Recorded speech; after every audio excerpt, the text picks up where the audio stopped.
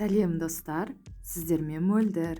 Бүгін сіздерге еті жұмсақ, картошкасы езілмей пісетін қуырдақтың рецебімен бөліскім келеді.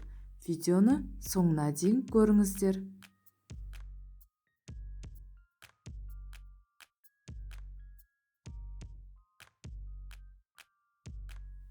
Ең алдымен сұйық майымызды құйып, жақсылап қыздырамыз. Қызып тұрған майға 4 бұрышты етіп туралған етімізді саламыз. Оттың асты алғашқыда қатты болу керек.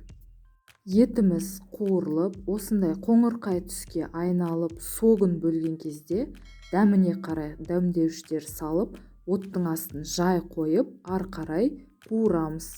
Жай отта етімізді 35-40 минуттай қуырып аламыз. Ет жұмсарып пісе бастаған кезде ұсақтап туралған картошкамызды саламыз.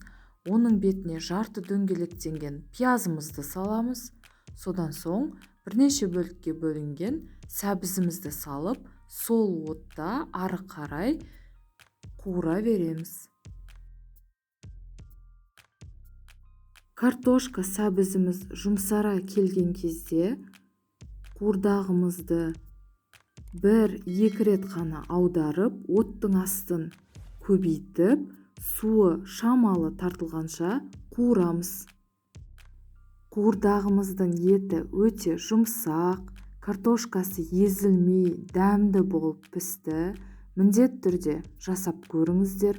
Видео ұнаса, лайк басып, комментарий жазып, каналыма тіркеліп қоюды ұмытпаңыздар.